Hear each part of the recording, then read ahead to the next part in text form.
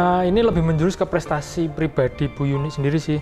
Misalnya kayak prestasi pribadi Bu Yuni, salah satunya ada karya tari Rujit Pawuling. Itu artinya apa dan seperti apa?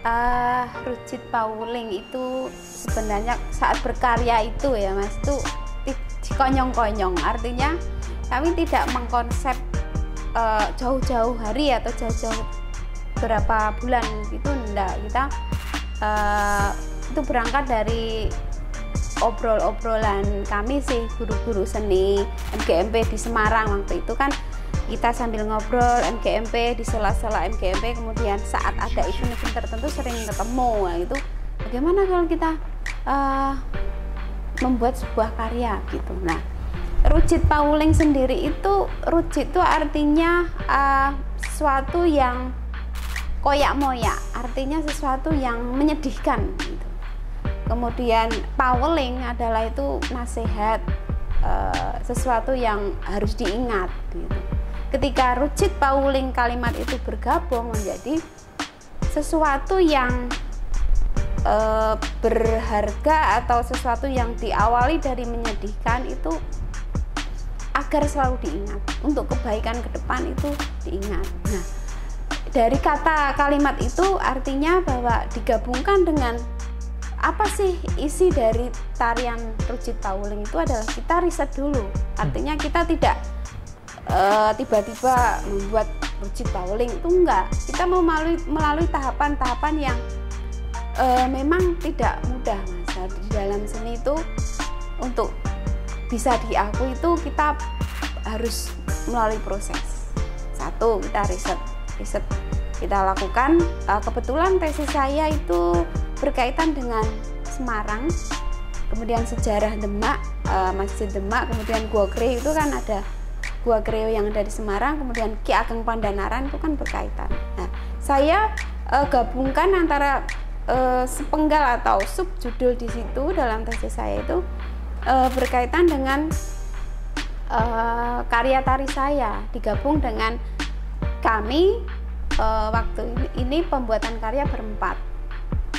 Saya, kemudian Anik Purwati, kemudian Triwahyuni, Anestesia.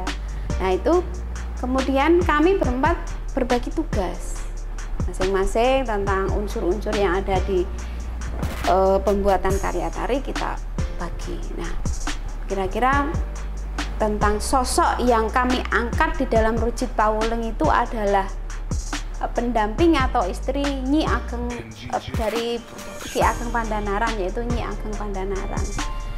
Nah, adapun isi dari tarian itu adalah sebenarnya menggambarkan sosok wanita yang tangguh mendampingi seorang suami yang syiar atau berdakwah menyebarkan agama Islam. Seperti yang diketahui oleh masyarakat Semarang, sejarah bahwa Ki Ageng Pandanaran itu adalah orang kaya raya, saudagar kaya raya.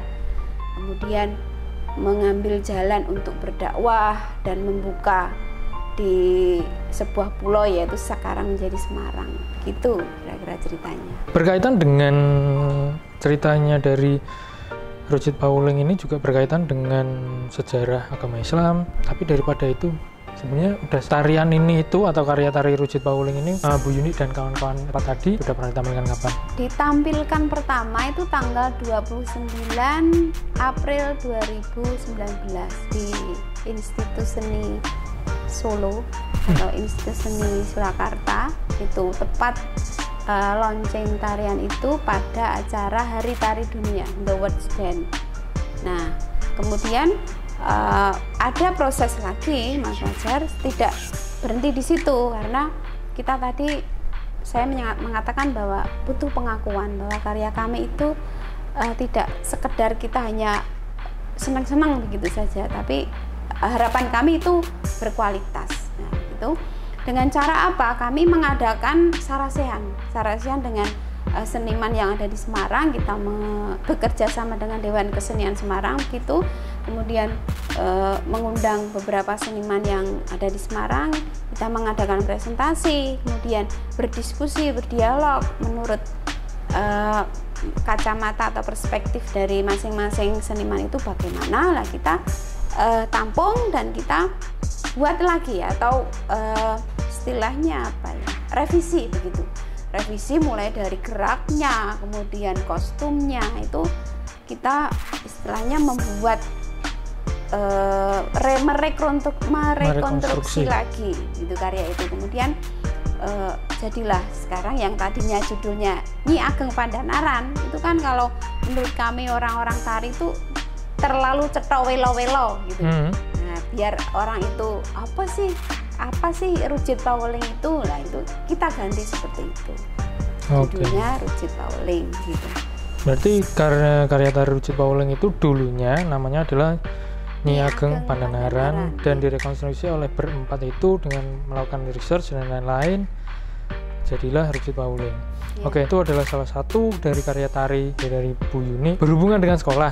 Sebenarnya banyak sih hal-hal dari pagelaran, latihan tari. Bu Yuni sudah mengajarkan dan menampilkan banyak. Yang saya tekankan ada 3 ulang tahun sekolah, itu masih kepala sekolahnya Pak Agung, itu ada pentas nari. Paling terbaru itu 2019 awal itu ada Adiwiyata. Berdekatan dengan Adiwiyata juga ada pagelaran karya siswa dengan siswa kelas 12. Bisa diceritakan nggak sedikit aja? Itu kalau tidak salah Pulau Tirang itu Mas, tahun 2017-18 kalau nggak salah. Itu baik itu saya menciptakan tarian Pulau Tirang itu berlatar belakang asal mula terjadinya kota Semarang.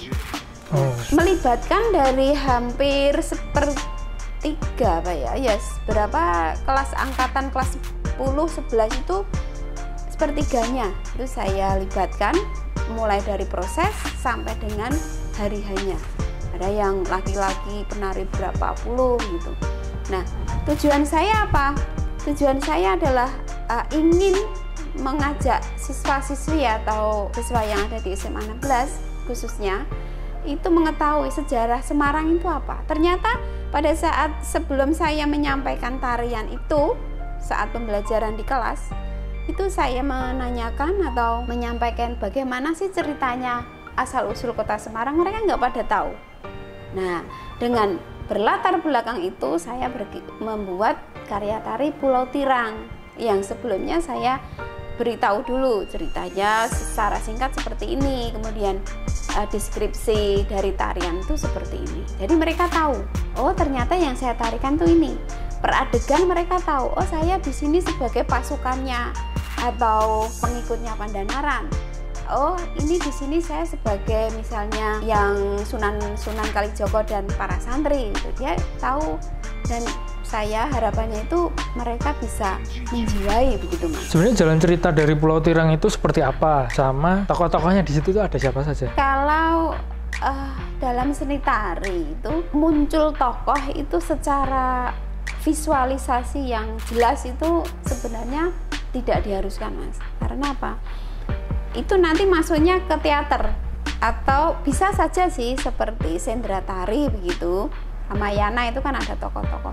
Tetapi yang saya garap di sini adalah tari kolosal itu tidak menunjukkan tokoh, tetapi adegan per adegan. Misalnya waktu itu ada adegan Sunan Kalijogo beserta para santri itu beradegan datang atau berdakwah. Kemudian ada lagi sekelompok penari laki-laki itu dengan adegan membawakan adegan sedang istilahnya apa mengikuti dakwah tersebut dalam suatu tempat begitu. Nah, saya kira begitu. Jadi tokoh muncul misalnya visualisasi kok ini tokoh Ki Ageng Pandhanaran, memang tidak saya munculkan seperti itu, tetapi di adegan beradegan ada. Jadi cuma sebatas menerangkan suatu kejadian aja dengan adegan. Oke. Terus untuk yang selanjutnya adalah kalau itu menceritakan tentang Adiwiyata Wono Tatas Brantas. Itu seperti apa jalan ceritanya, tokoh-tokohnya? Wono Tatas Brantas itu berlatar belakang dari saya melihat lingkungan atau letak geografis di SMA 16 itu kan di dataran tinggi, kemudian lingkungannya saat itu masih ada hutan karet. Saat itu, kalau sekarang kan sudah hampir habis untuk perumahan, untuk kantor, perkantoran, dan untuk yang lain. Nah, ini saya mengangkat itu Wono Tatas Brantas. Wono itu hutan, Tatas itu habis. Tatas Brantas berarti habis-habisan. Artinya apa? Hutan yang ada di lingkungan SMA 16 sudah habis atau tidak ada. Pastinya kan secara istilahnya fakta kan merubah sistem ekosistem yang lainnya, baik itu pekerjaan masyarakatnya yang tadinya mencari atau menderes karet di hutan, akhirnya pindah ke pabrik karena kan sudah dibangun pabrik-pabrik. Nah, isi dari dalam tarian itu adalah menceritakan kehidupan yang tadinya mereka bertani ataupun mencari kayu bakar di hutan, mencari pakan ternak di hutan, itu berubah mata pencariannya dengan bergantung pada dari pabrik atau mata pencarian yang lain, sehingga tanaman yang tadinya tumbuh subur dilihat sehari-hari itu gersang. Nah, di situ saya simbolkan itu dengan properti daun besar itu menyimpulkan bahwa kesuburan. Harapannya dengan seperti itu kita bisa tetap menjaga tanaman itu tetap ada, karena walau bagaimanapun penting untuk kehidupan manusia. Jadi saya simpulkan dengan daun-daun yang dipakai untuk penari itu. Oh, jadi kenapa Bu Yuni itu memilih cerita Wono Tatas Brantas itu dari penjelasannya bahwa Wono itu hutan, Tatas Brantas itu habis. Kesenian Wono Tatas Brantas ini dihubungkan dengan Adiwiyata itu dari simbol daun tersebut menyimbolkan tentang lingkungan. Oke. Dan yang terakhir adalah pagelaran siswa kelas 12 itu waktu ujian praktek. Iya. Itu tujuannya apa? Idenya dari mana? Sampai kalau tidak salah itu masuk ke surat kabar online, ya. Menarik sekali pertanyaannya. Saya juga itu membutuhkan sesuatu yang ekstra dalam pembimbingan dari awal hingga anak-anak pentas itu. Bagi saya suatu kepuasan batiniah yang sangat-sangat menurut saya itu membanggakan. Meskipun mungkin kalau bukan orang seni itu apa sih kayak gitu, apa sih tidak menghabiskan dana banyak gitu. Tetapi saya memberi materi itu tidak semau saya, artinya saya berpijak pada kurikulum 13 dan silabus yang ada di situ, bahwa di situ siswa diharapkan bisa menampilkan sebuah karya pergelaran seni.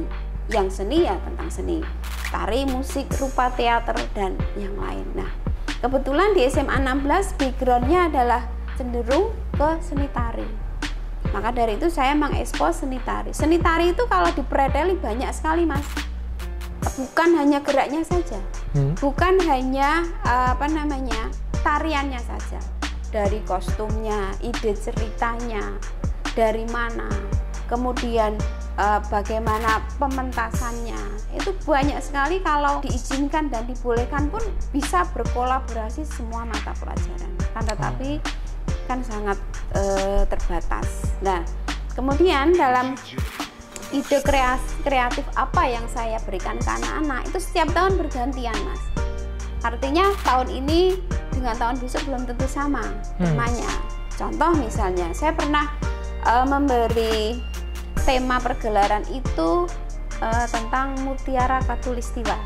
Okay. Mutiara Katulistiwa karena negara kita memang terletak di garis Katulistiwa dan banyak sekali budaya-budaya dari Sabang sampai Merauke itu, Papua, Sumatera, Jawa, Bali itu banyak. Lah itu anak-anak saya arahkan untuk mengeksplor budaya-budaya daerah setempat. Nah, kemudian yang kemarin baru saja tahun kemarin 2019 itu anak-anak kelas 12 bertema tentang cerita rakyat.